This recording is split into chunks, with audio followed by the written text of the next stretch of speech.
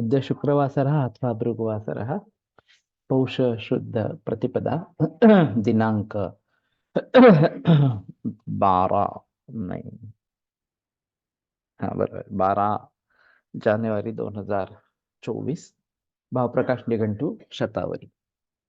शङ्खं चक्रं जलौकान् चारुदोर्भिश्चतुर्भिः सूक्ष्मस्वच्छातिरुद्यांशुकपरिविलसन् मौलिमम्भोजनेत्रं कालाम्भोदोज्ज्वलाङ्गं कटितटविलसच्चारुपीताम्बराढ्यं वन्दे धन्वन्तरिं तन् निखिलगदवनप्रौढदावाग्निलीलम् प्रौढदावाग्निलीलम् ब्रह्मणो हि समारब्धा मात्रेयाद्येषु पूजिताम् अस्मदाचार्यपर्यन्तां वन्दे गुरुपरम्पराम् आयुर्वेदरतं वन्दे माधवाख्यं महागुरुम् आयुर्वेदामृतं सर्वं शिष्येभ्यो यः प्रदत्तवान् द्रष्टाज्ञानी दृष्टकर्मा कृतकर्मा तथैव च अध्यापको विश्वश्रेष्ठो महान् संशोधकस्तथा गुणैरेतैः समुदितैः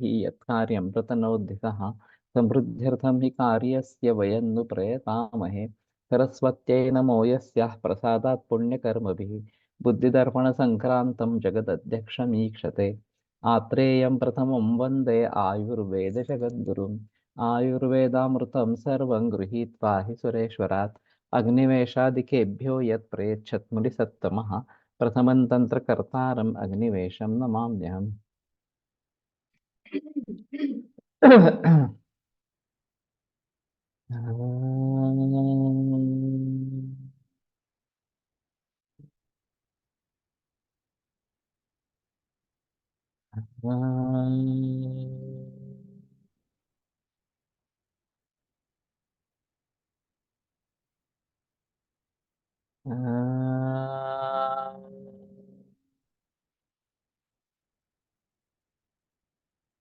ओम शांति शांति शांति।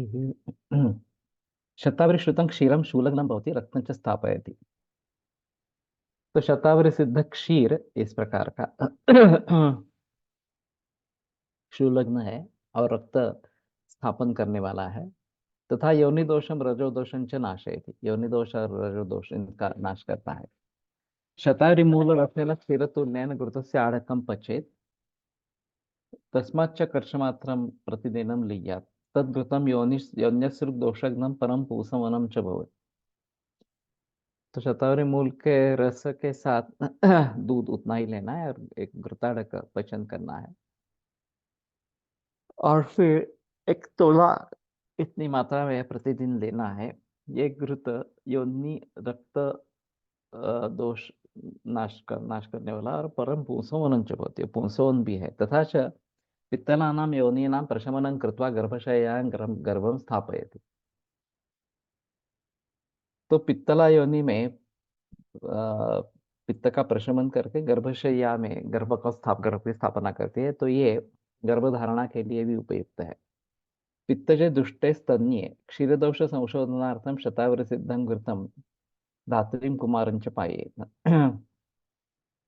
तो क्षीर दोष के शोधन के लिए शतावरी सिद्ध घृत धात्री और कुमार इन दोनों को देना है।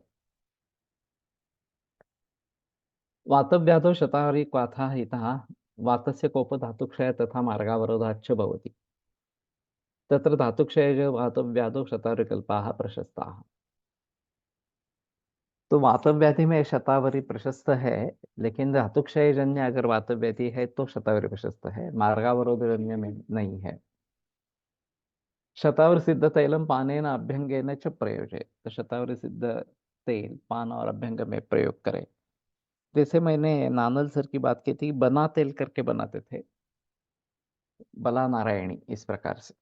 तो जहाँ संतर्पण की आवश्यकता है, धातुक्षय है, वहां ये तेल अभ्यंग के लिए तत्रुच्छूलम पार्श्वशूलम अर्धाववेतकम पश्चिम गंडमालन च निहंती। तो नारायणी तेल का इस प्रकार से तो प्रयोग नहीं किया गया। नारायण तेल महानारायण तेल ये दो पाठ उपलब्ध है। महानारायण तेल काफी बड़ा पाठ है तो रुद्रशूल में है, मैं काफी मरीजों में रुद्रपिच्चू शतावरी तेल का या नारायण महानारायण तेल का बताता हूँ।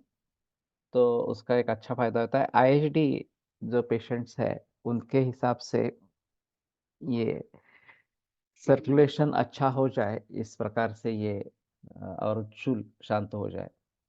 पार्श्वशूल अर्धावभेदक, ये तो कभी नहीं किया गया। अपच्य और गंडमाला, इन सभी में नारायण तेल या महानारायण तेल प्रशस्त है।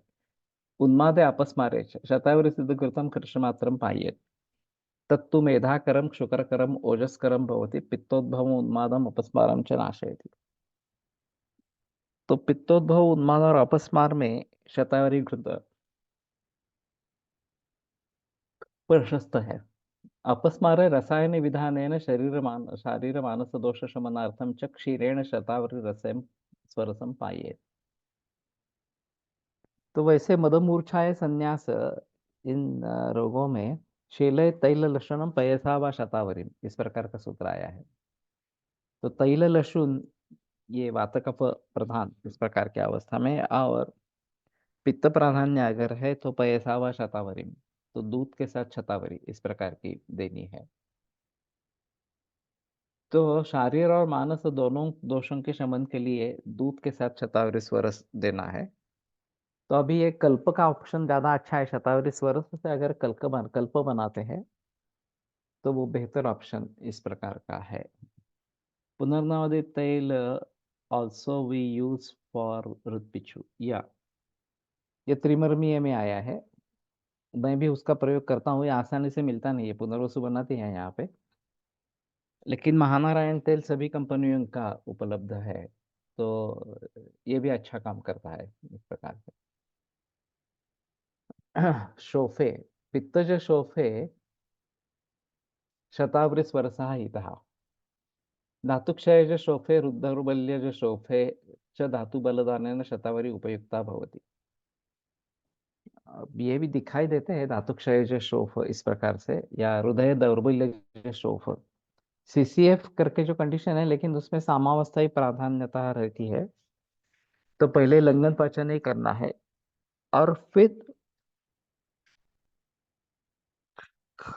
थोड़ा थोड़ा संतर्पण आहार शुरू कर सकते हैं। 1500 नंबर प्लीज शेयर। 02025660066, 02025660066।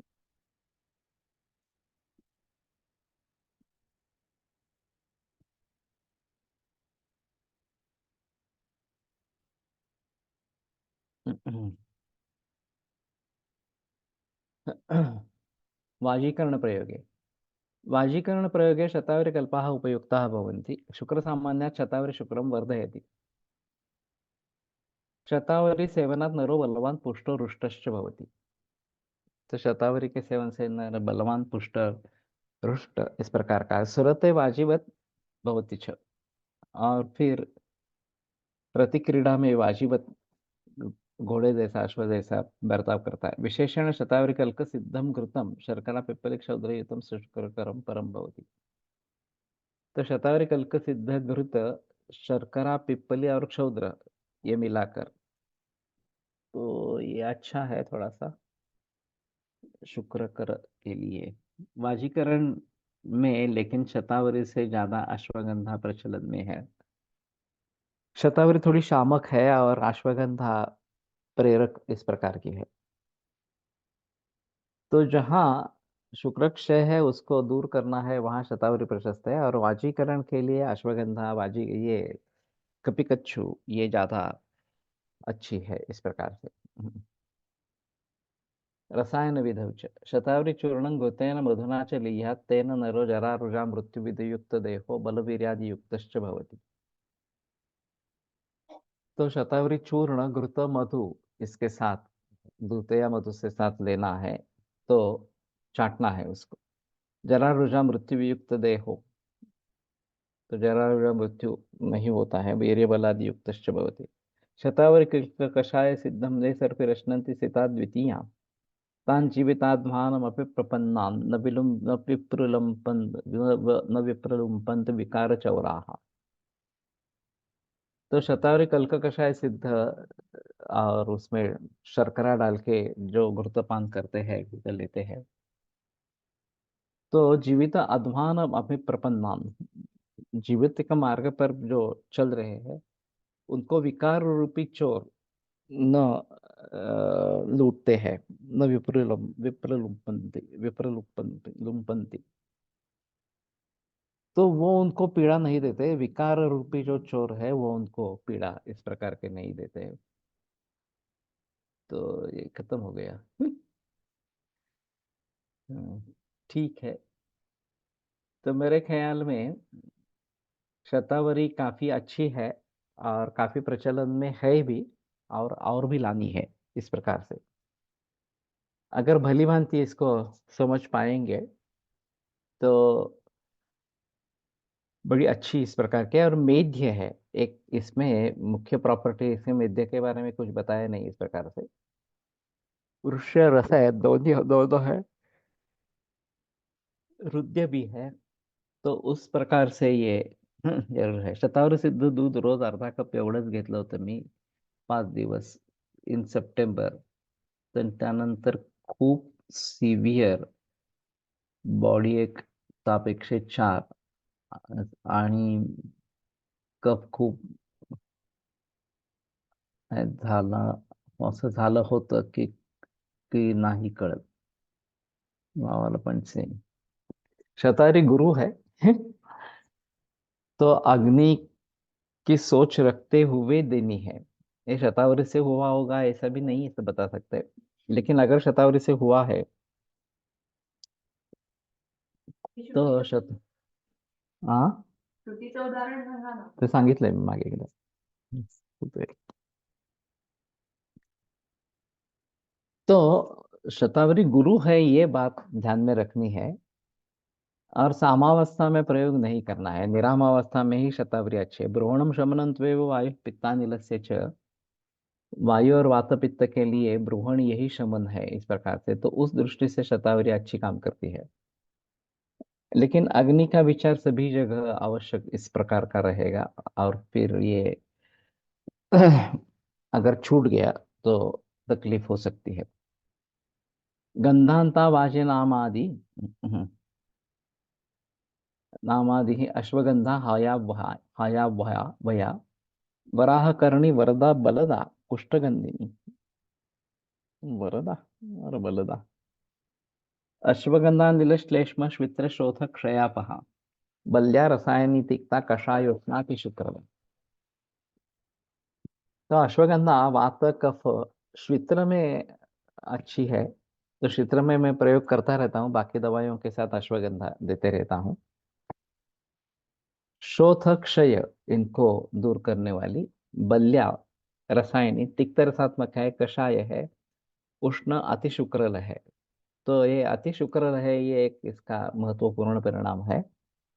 और जहाँ वातव्याधि में शुक्रक्षय से संबंध है और उष्णवीर्य दवाई चाहिए तो अश्वगंधा एक अच्छी दवा इस प्रकार की है.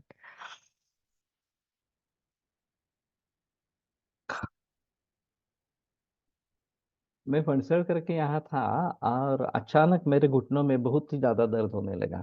मैं सेकंड ईयर में था और उन्होंने पूछा क्या हुआ, तो मैंने कहा कि अचानक कैसे मालूम नहीं, लेकिन घुटनों में दर्द होने लगा. तो उन्होंने कहा कि शतावरी अश्वगंधा थोड़ी थोड़ी ले लो इस प्रकार से. और जैसे ही वो पूड़ी ले ली, तुरंत मेरा दर्द शांत हो गया. तो ये भी एक तात्काल उपयोग में लाने वाली चीज प्रकार की चीज है. अभी अश्वगंधा का काफी प्रचलन स्ट्रेस के लिए भी किया जाता है, नींद आने के लिए भी किया जाता है. तो ये भी एक अहम मुद्दा इस प्रकार का है. और वाजीकरण में ऐसा है नहीं, वो अच्छी है ही, उसमें कोई संदेह की बात नहीं है. इनके किताब में कहाँ पे है मालूम है अश्वगंधा?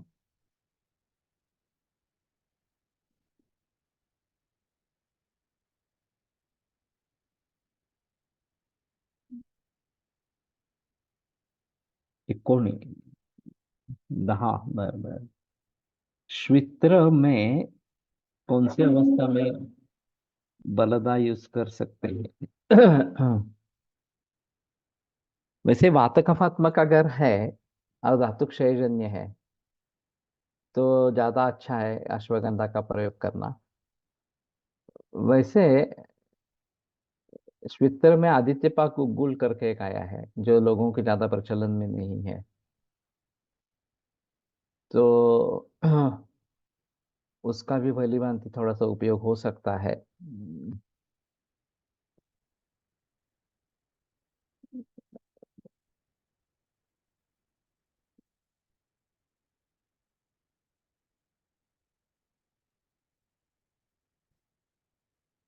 वरदा बलदा कुष्ठगंधिनी च, तो ये वरदा और बलदा भी है। उस दृष्टि से कभी देखा नहीं गया।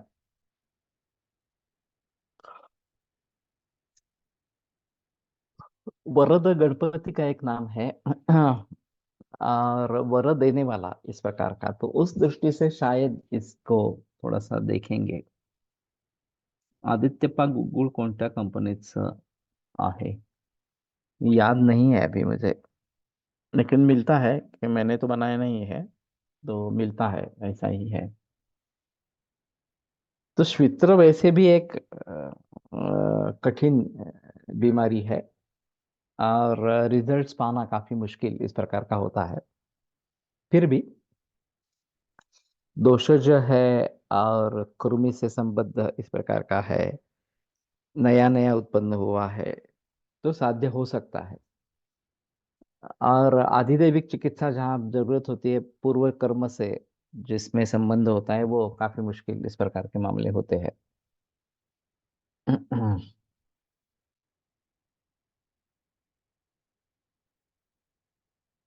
तो अश्वगंधा नाम से एक मूल मिलता है श्वेत, तानि च एव औषध क्रिया से उपयुक्तानि भवन्ति। अश्वगंधा चूर्णं गुंजोन्वितम सक्षीरम शशर्करम च, इसका प्रमाण काफी कमी है, कम है। गुंजोन्वित अश्वगंधादि घृतम शोषे कर्ष प्रमाण उन्मितम। अश्वगंधा मधुरा तिक्ता कषाया च, तस्याः विपाकः मधुरः वीर्यं च उष्णं विचित्र प्रत्ययारब्धत्वात्। तो मधुर तिक्त कषाय विपाक मधुर है और वीर्य उष्ण है, तो विचित्र प्रत्ययारब्ध द्रव्य इस प्रकार का है। तो यह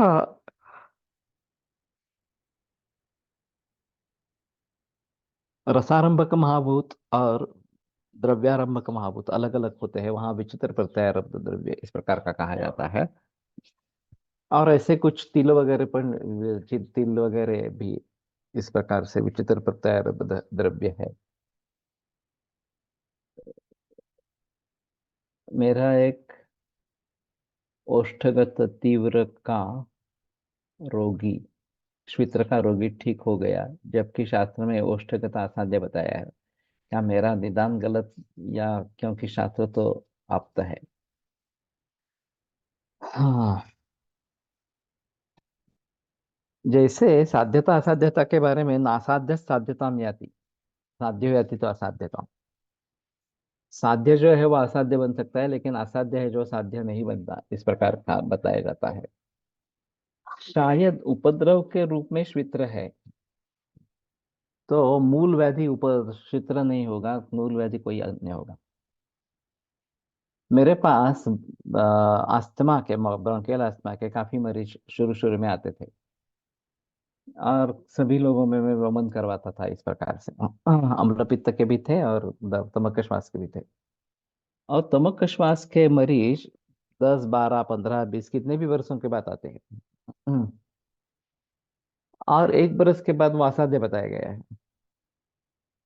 तो फिर ये साध्य कैसे हो जाते हैं, क्योंकि लोग बिल्कुल ही ठीक हो जाते थे इस प्रकार से। तो उसमें प्रतिष्ठा अथो कासा कासाच्छन जायते क्षय अथवा कास ऊर्जा भय श्वासा, ये दोनों संप्राप्ति हो सकती है, श्वास भी हो सकता है, क्षय भी हो सकता है इस प्रकार से। तो ऐसे हालात में मूल बीमारी जो है, मूल व्याधि जो है प्रतिष्ठा है, और वो असाध्य नहीं है। तो वो अगर ठीक हो जाए तो उसका उपद्रव जो कुष्ठ या इस प्रकार का श्वास, तो वो ठीक होता है इस प्रकार से। तो ग्रंथों में तो ये वर्णन है, गुह्य और ओष्ठ के यहाँ उत्पन्न हुआ श्वेत्र असाध्य इस प्रकार का बताया गया है। लेकिन वो अगर मूल व्याधि नहीं है और मूल व्याधि कुछ अन्य है, कृमि हो शायद इस प्रकार से, और फिर वो ठीक हो गया तो ये उसका उपद्रव भी ठीक हो जाता है, ऐसा समझना चाहिए।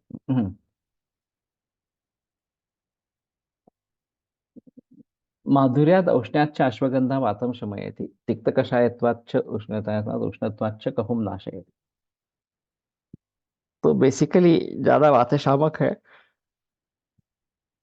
लेकिन तिक्त कषाय रस और उष्ण वीर्य। जी, बाल रुग्ण था। ओके। तो वात प्रधान और कफ अनुबंधी इस प्रकार में ज्यादा है, सा विशेषण शुक्रम मांसंच वर्धयति। तो ये विशेषतः शुक्र और मांस इनका वर्धन करती है। मधुर रसेन मधुर विपाकेन च अश्वगंधा शुक्रम जनयति। तो मधुर रस और मधुर विपाक होने के जरिए वो शुक्र निर्माण करते हैं, तथा उष्णवीर्य से साहचर्य शुक्र से प्रवर्तनम भी करोति। और उष्णवीर्य होने के जरिए शुक्र का प्रवर्तन भी करती है। तो शतावर ये थोड़ा स्तंभक या टिकाने वाली इस प्रकार के है, शुक्र को बढ़ाकर टिकाने वाली है, और अश्वगंधा रेचन करने वाली इस प्रकार की है। तस्मात वाजीकरणार्थे अश्वगंधा प्रशस्ता, और इसलिए वाजीकरण में अश्वगंधा प्रशस्त है। मे बी ड्यू टू पाप क्षय इट डिसअपियर, ये भी पॉसिबल है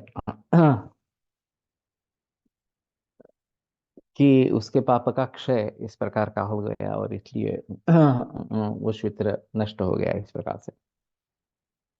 तो ये काफी मुश्किल मामला है कि कैसे समझेंगे, क्या करेंगे इस प्रकार से।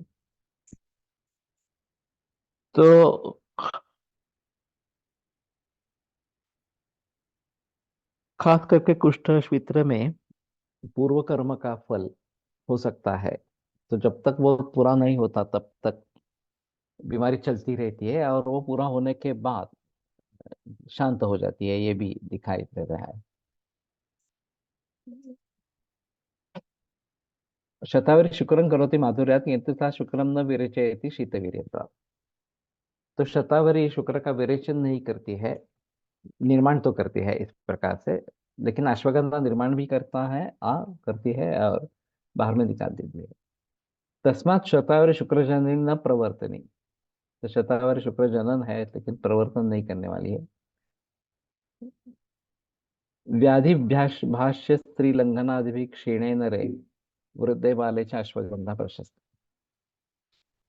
तो व्याधि भाष्य वगैरह के जरिए क्षीण अगर स्त्री और लंघन वगैरह इसमें क्षीण अगर न रहे तो अणुवृद्ध और बाल में अश्वगंधा प्रशस्त है। अश्वगंधा चूर्णम सक्षीर कृतक शर्करा युतम अत्र प्रशस्त। तो सक्षीर शर्करा घृत शर्करा युक्त इस प्रकार का अश्वगंधा चूर्ण यहाँ पर प्रशस्त है। शुक्रक्षयत राजयक्ष्मा प्रवर्तते तस्मिन् शुक्र बलवद्यर्थम अश्वगंधा साधितम घृतम प्रशस्तम। तो राजयक्ष्मा में शुक्र बल वृद्ध के लिए अश्वगंधा साधित इस प्रकार का घृत प्रशस्त इस प्रकार का है। ये जो वाग्भट में एक योग आया है कि अश्वगंधा श्रुता सदृतम सकृतम पयः इस प्रकार से। तो अश्वगंधा सिद्ध क्षीर से मंथन करते नवनीत, और फिर उससे आगे उसका घी बनाना है, और वो फिर घृत और दूध और शर्करा के साथ वो घृत लेना है। तो फणसलकर जी का यह कहना था कि इस प्रकार से हम रस से लेकर शुक्र तक परिवर्तन बाह्य करते हैं, वही करते हैं, तो शरीर में वो रस से शुक्र तक जाने की क्षमता रखता है। और इसलिए ये अश्वगंधा सिद्ध क्षीर से उद्धृत घृत वो भी दूध के साथ देना है, ये एक अच्छी चीज है।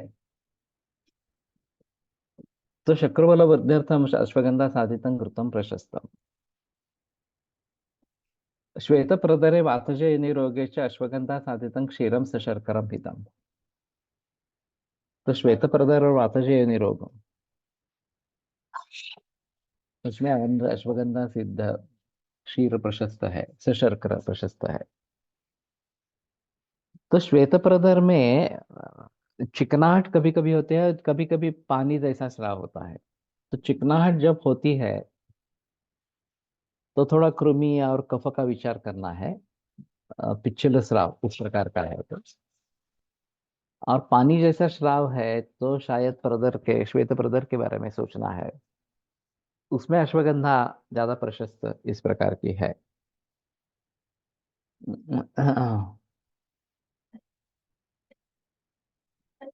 बालशोष अश्वगंधा सिद्धं घृतम हितम।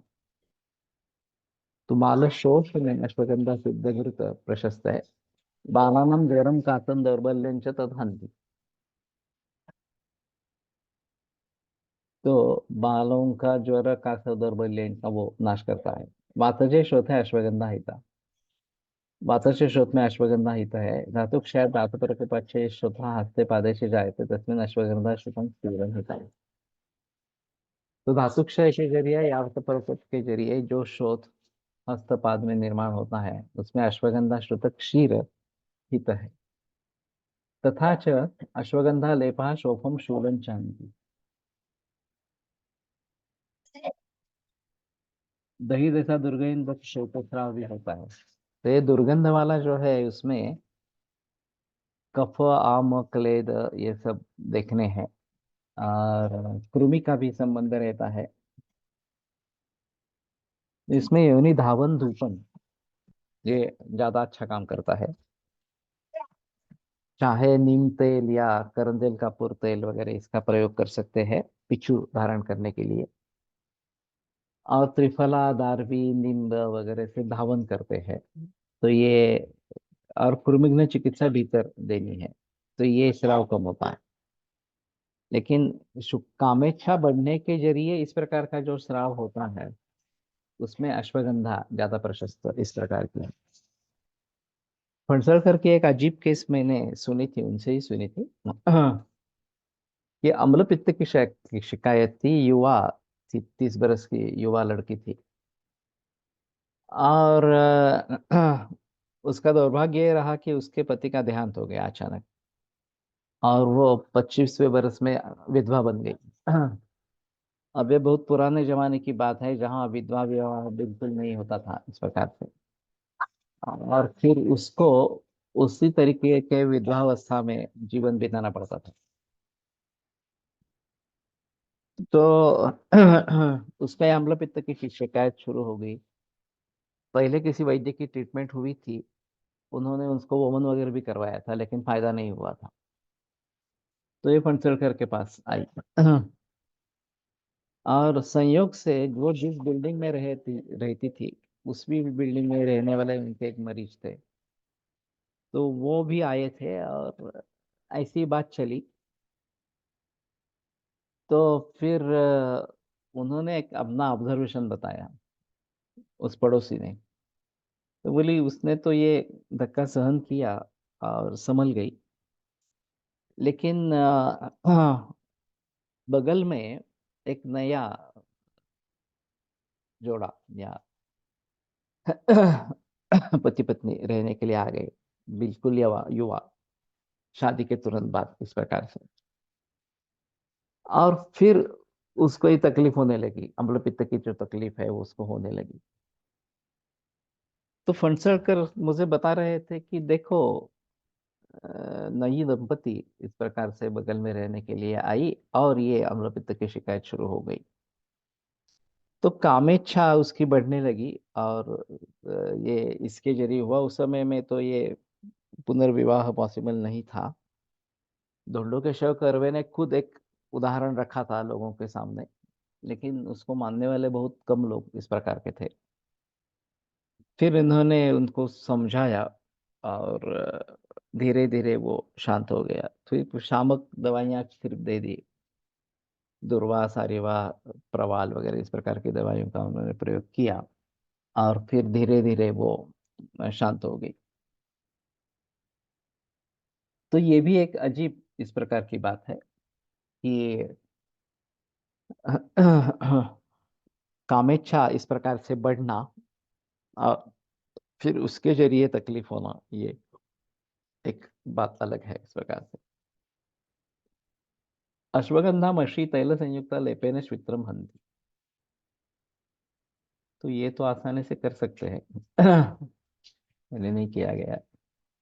तो श्वित्र में मैंने अभ्यंतर प्रयोग ज्यादा किए हैं। ये आसान है थोड़ा सा।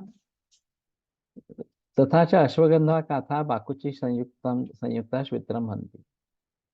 तो बाकुच्छ सहित अश्वगंधा क्वाथ ये श्वेत्र का हनन करता है। हिस्टोरेक्टोमी के बाद हुए श्वेत प्रदर में कैसा विचार करें सर? बताना मुश्किल है। इन्हीं के आधार पर सोचो, हिस्टेक्टमी से क्या क्या होता है, ये एक अलग मुद्दा है। अभी ऐसा मानते हैं कि फाइब्रॉइड यूटेरस है, ब्लीडिंग बहुत ज्यादा हो रहा है, बहुत ज्यादा पेन हो रहा है, एंडोमेट्रियोसिस है, और उम्र 40 से ऊपर है, तो सभी सलाह देते हैं कि हिस्टेक्टोमी करवा दो, प्रॉब्लम मिट जाएगी, क्योंकि कोई रहेगा ही नहीं, गर्भाशय ही नहीं रहेगा तो प्रॉब्लम होने का कोई चांस नहीं है। लेकिन ये विचार ही गलत है। उसमें थायराइड होना, रक्त प्रदर होना, ये एक लक्षण के रूप में उभर आता है। मूल दोषों की जो संप्राप्ति है, उसको जब तक हम मिटाएंगे नहीं, तब तक ये दूर नहीं होगा। और एलोपैथी में उसके बारे में कोई सोच ही नहीं है कि फाइब्रॉइड क्यों निर्माण हुआ, रक्त प्रदर क्यों निर्माण हुआ, उसको कैसे रोकेंगे। एक तो हार्मोन्स के बारे में सोचते हैं, और उससे फायदा नहीं होता है तो हिस्टेक्टोमी कर देते हैं इस प्रकार से, और बता देते हैं कि अब हिस्टेक्टोमी हो गई, अब तो कोई प्रॉब्लम नहीं होना चाहिए, कुछ भी नहीं होगा इस प्रकार से। लेकिन ये भूल जाते हैं कि तब तक की संप्राप्ति तो बनी ही रहती है।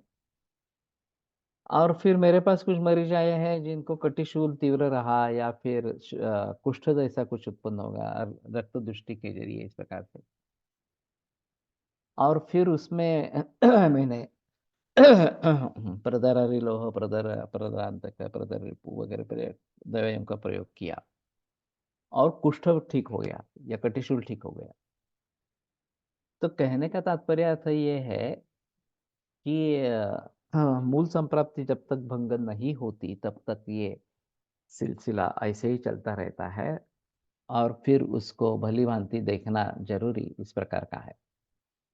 और हिस्टेक्टमी है उसका सॉल्यूशन है ही नहीं। लेकिन अभी लोग भी उस चक्कर में आ जाते हैं, वो बोलते हैं हाँ बराबर है, आप कहते हैं वो कि एक बार गर्भाशय निकाल ही दिया जाए तो कोई प्रॉब्लम ही नहीं है इस प्रकार से। तो प्रॉब्लम नहीं है ऐसी स्थिति नहीं है, प्रॉब्लम होते हैं, इसके बावजूद भी प्रॉब्लम्स होते हैं इस प्रकार से। मेरी एक दूसरी मरीज थी, 28वें बरस में गर्भाशय निकाल दिया था, और हर महीने में 4 दिन के लिए बहुत तकलीफ होती थी, सर दर्द ज्यादा होता था इस प्रकार से। अब ये जो रक्त बाहर निकल रहा था वो निकलना बंद हो गया, और फिर उसका परिणाम इस प्रकार से कुछ हुआ। अब गर्भाशय है ही नहीं। तो काफी मुश्किल मामला है कि कैसे उसको फिर से मार्ग पर लाए। तो बार बार घृतपान और रक्त मोक्षण हर 3-4 महीने के बाद ऐसा मैं करता रहा, काफी उससे रिलीफ हो गया। लेकिन ये अच्छा तरीका नहीं है वास्तव में।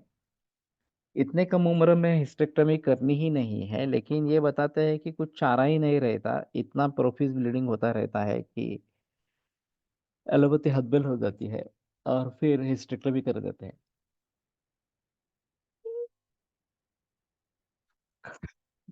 ज्यादातर उफरेक्टमी नहीं करते हैं, लेकिन कुछ मरीजों में उफरेक्टमी भी हो जाती है। ये सभी मामला अजीब इस प्रकार का है।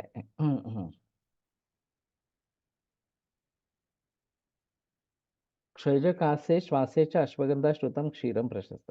तो क्षयज श्वास और कास में अच्छा। अश्वगंधा श्रुत क्षीर प्रशस्त है।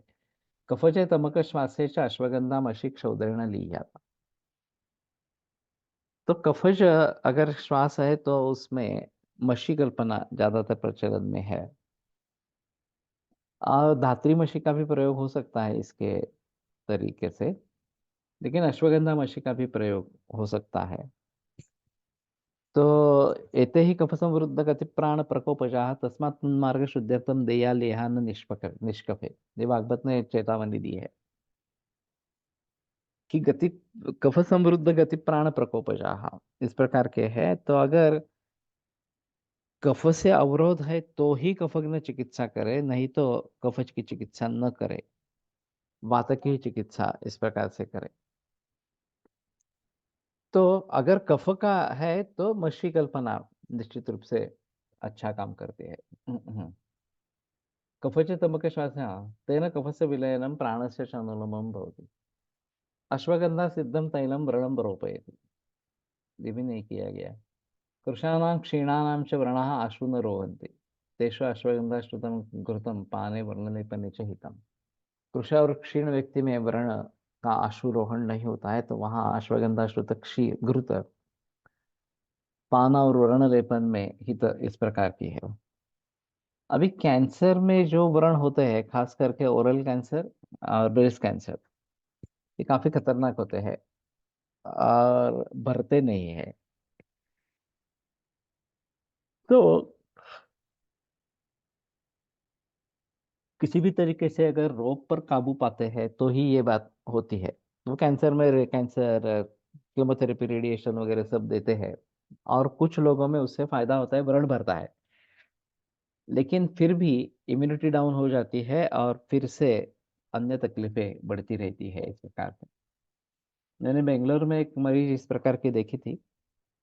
उसको इतने केमो, इतने रेडिएशन, इतने सर्जरीज हुई थी कि वो जिंदा थी यही नसीब था।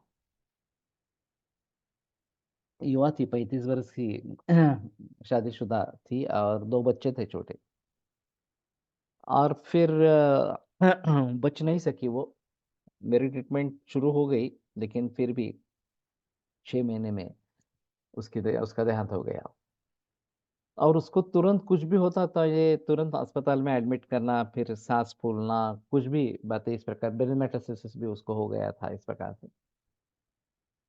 तो ये काफी मुश्किल मामला इस प्रकार का है। यूटेरस निकालने के बाद अगर ओवरी छोड़ दी तो उसमें से कुछ, उसमें भी सिस्ट हो जाता है। लेकिन ऐसा है ना कि ओवरी का मुख्य फंक्शन हार्मोन्स का है, हार्मोन्स को रिलीज करना है। वो हार्मोन रिलीज होना बंद हो जाता है ओवरी निकालने के बाद, और फिर उसके जरिए हार्मोनल इम्बैलेंस होने लगते हैं। और फिर ये आसान नहीं है ट्रीट करने के लिए। तो अगर उम्र कम है तो फिरेक्टमी न करें। हिस्टेक्टमी भी जबरदस्ती करनी पड़ती है वो एक अलग बात है, लेकिन उफरेक्टमी तो न करें इस प्रकार से।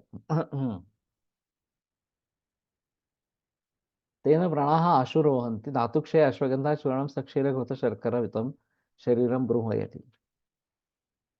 तो धातुक्षय में अश्वगंधा चूर्ण सक्षीर घृत शर्करा युक्त इस प्रकार के शरीर का ब्रूहण करता है। यहाँ सभी अग्नि का विचार तो करना ही है। How to approach for weight gain in patients with underweight since long time.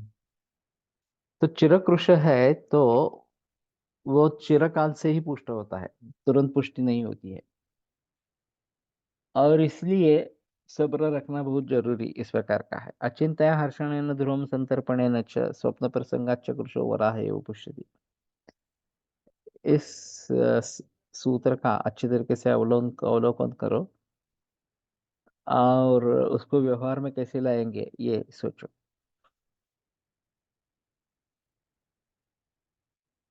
तो ध्रुवम संतर्पणेन च, लेकिन अचिंता और हर्षण ये भी उसमें बताए गए हैं उनके ऊपर ध्यान देना है। इसका कुछ दिन पहले एक कर्णनाथ के रुग्ण में शतावरी एवं अश्वगंधा का प्रयोग किया था, लेकिन उससे उसे ड्राइनेस ऑफ माउथ कंप्लेंट शुरू हो गई। जैसे योग बंद किया तो वो कम हो गई। क्या कारण हो सकता है? ऐसा 2-3 बार हुआ उसी रुग्ण में।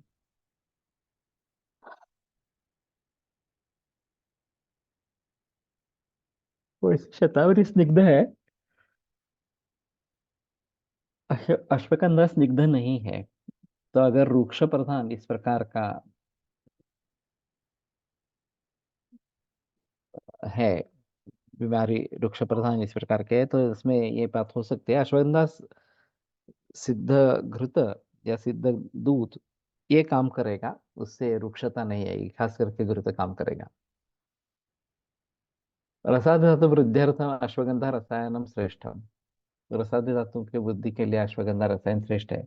पित्वाश्वगंधा पयसार्थमासम घृतेन तैलेन सुखाम भुनावा। तो दूध के साथ आधा महीना घृत तैल अथवा सुखाम्बु, इससे अगर अश्वगंधा लेते हैं, कृषस्य पुष्टिम वपुषो विदत्ते मालस्य सस्य से यथा सुवृष्टि।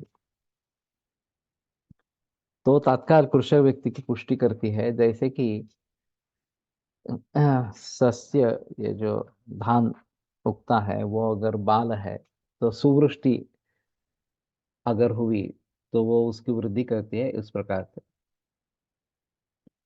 शुक्रक्षय अश्वगंधा सद्यः शुक्रं करोति, तस्मात् वाजीकरणार्थम अश्वगंधा चूर्णम सशर्करं सकृतं प्रशस्त। अश्वगंधा शुक्रं जनयति तथा तं विरेचयति, तस्मात् एतद् द्रव्यं शुक्रजनकं शुक्रप्रवर्तकं माधुर्यात् उष्णवीर्याच्च। तो ये शुक्र जनन और शुक्र प्रवर्तन दोनों करने वाला, माधुर्य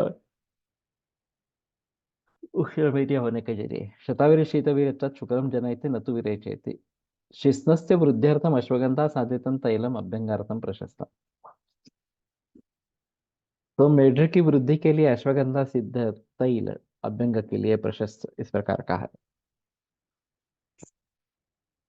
तो इसके कुछ मरीज इस प्रकार के होते हैं, और ये वृद्धि करने के लिए इस प्रकार का अश्वगंधा सिद्ध घृत या तैल तैल का अभ्यंग करना है, वहां पे ये बात हो सकती है।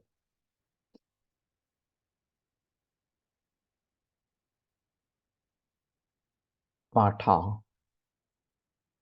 पाठाम्बष्ठाम्बष्ठकी च प्राचीना पापचेलिका।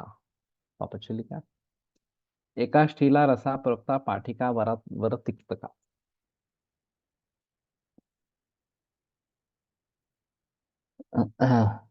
पाठोष्णा कटुका तीक्ष्णा वात श्लेष्म हरि लघु। हंतिशूल जवरच्छर्दि कुष्ठाति सार रुद्रजहा। दाहकंडु विश्वश्वास कृमिकुल्म गर्भणा। तो ये कटुक तीक्ष्ण वातक पर और शूल ज्वर छर्दी कुष्ठ अतिसार रुद्रजा दाह कंडु विष श्वास कृमि गुल्म गर और व्रण इनका नाश करती है। तो दुष्पर्शकेन बिल्वेन यवान्या नागरेण एकैकेनापि संयुक्ता पाठा हंत्यर्षसा मृजम। ये अर्श चिकित्सा में योग आया है, और फणसलकर का फेवरेट था। तो उन्होंने 4 प्रकार के पाठा मिश्रण बना के रखे थे उस समय में, और बाद में केवल पाठा और धमासा इतना ही योग ज्यादा प्रचलन में इस प्रकार का रहा।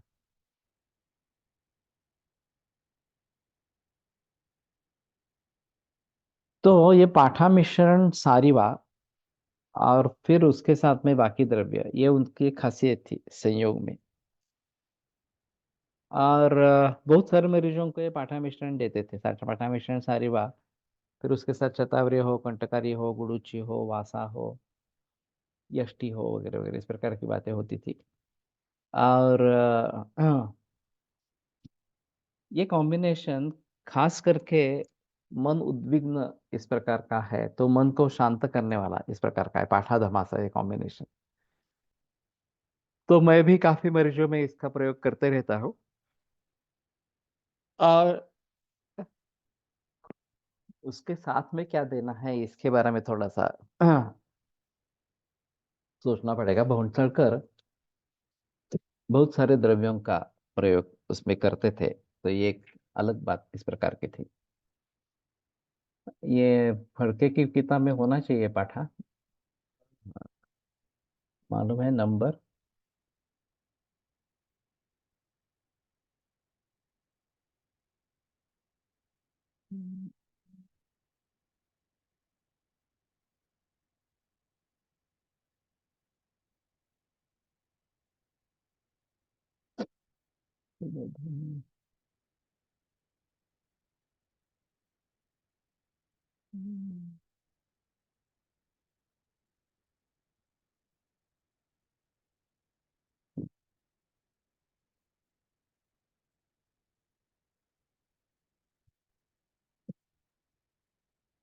मराठी में पहाड़ मूल कहते हैं। पाठामूल चूर्णम दशगुंजा प्रमाणम सक्षौदण्याचं काफी एवढी मात्रा आहे। पाठामूल क्वाथाकर्ष प्रमाण।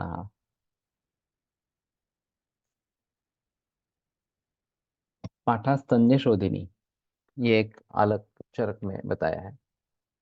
तिक्ता कटुकाच तस्याः विपाकः कटुकः वीर्यम् उष्णञ्च। तिक्तकटुकत्वात् पाठा कफम हन्ति उष्णवीर्येण वातम हन्ति। तो ये वात कफ नाशक इस प्रकार की है। ज्वरे,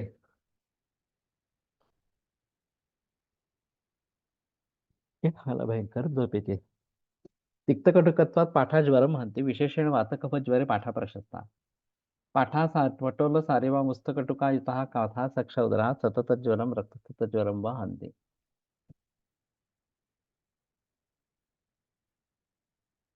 पटोलस पटोलम सारेवा मुस्तम पाठा कटुक रोहिणी, ये रक्तगत का है। रक्तस्थित ज्वर, पाठ रक्तधातु स्थित दोषाणाम पाचनम शमनम च करोति। तो रक्तधातु स्थित जो दोष है उनका पाचन पाठा करती है। अतिसारे पाचनार्थम तथा शूल शमनार्थम च पाठा प्रशस्ता। पाठा हिंगु यवानी मुस्ता पंचकोलजम चूर्णम उष्णाम्बुना पीतम अमातिसारम शूलयुतं च जय। पाठा हिंगु यवानी मुस्ता पंचकोल, ये गर्म पानी से अमातिसार शूल युक्त जो है उसके फायदा करता है। पाठेंद्र एवं भूनिम्ब मुस्ता परपट था अमातिसारम सज्वरम हंति।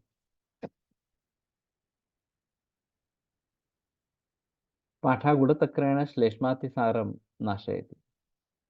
तो गुड़तक्र का अनुमान आया है, मैंने पहली बार शायद सुना। ये दही गुड़ देने की एक प्रचलन वमन के पूर्व नानल के ट्रेडिशन में था। मैंने भी शुरू में एक कुछ बार किया था, लेकिन उत्कलेश करता है वो, लेकिन पूरा उत्कलेश नहीं होता है। और वो तो वमन करने से पूर्व दही गुड़ देते थे और फिर डायरेक्ट वमन करते थे इस प्रकार से। तो थोड़ा सा देखना पड़ेगा। पाठा गुणतकरण शेषमातिसारम नाशयति पाठा प्रभावात अतिसारम स्तंभयति। तो प्रभाव से अतिसार का संबंध। पाठा हर्षसाम मृजम हंति गुड़ेन सह पाठामश्नीया। हाँ, तो शायद कल्याण को गुण की भी बात हो सकती है इसके साथ। धन्वयासकन धन्वयवासकेन बिल्वेन यवान्या शुंठ्या वा एकेकेन अपि संयुक्ता पाठा हर्षसा मृजम हंति। तो इनसे अलग अलग भी अगर पाठाचूर्ण सम्मिश्र किया जाता है तो भी वो अर्श की ऊर्जा नष्ट करती है। रक्तस्य ग्रथितत्वं पाठा तीक्ष्णेन उष्णेन च वीर्येण भेदयति। तो रक्त में अगर ग्रथितत्व है तो उसका भेदन करती है। वैसे त्रिवेद ग्रंथार्थ वे पाठा व्योष वृक्ष का जम जलम, ये योग है। ग्रंथि अर्थ वह इस प्रकार का है, तो पाठा व्योष वृक्ष का इंद्रिय इनका पानी देना है। तो ये भी मैंने काफी प्रयोग किए हैं, या पुड़ी में भी डालते हैं ये। और पाठा व्योष वृक्ष का और देते हैं अपान काल में खास करके।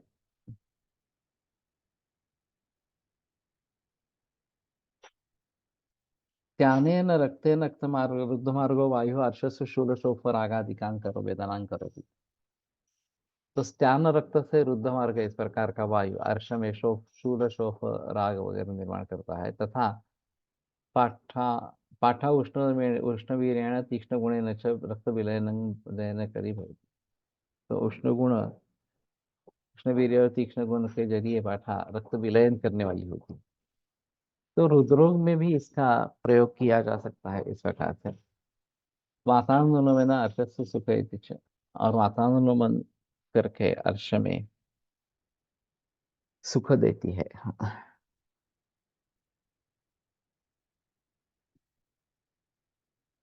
ठीक है, आज रुकते हैं, कल आगे बढ़ेंगे। और सोमवार को मैं कोकण में हूँ और काफी व्यस्त हूँ, जो सोमवार का लेक्चर नहीं हो पाएगा। कल मिलेंगे और फिर मंगलवार को मिलेंगे इस प्रकार से। आयुर्वेद प्रकांड निगदित इह हि शल्यतंत्र प्रधान शिष्येभ्य शाश्वतोऽयं निखिल जन कृपा व्याप्त चित्तेन येन आयुर्वेदस्य वाञ्छन् पुनरपि भुवने ताञ्च सुष्ठु प्रतिष्ठां श्रेष्ठं धन्वन्तरिं तं प्रणमति च सदा वैद्यवर्गो हि नूनम् वैद्यवर्गो हि नूनम्।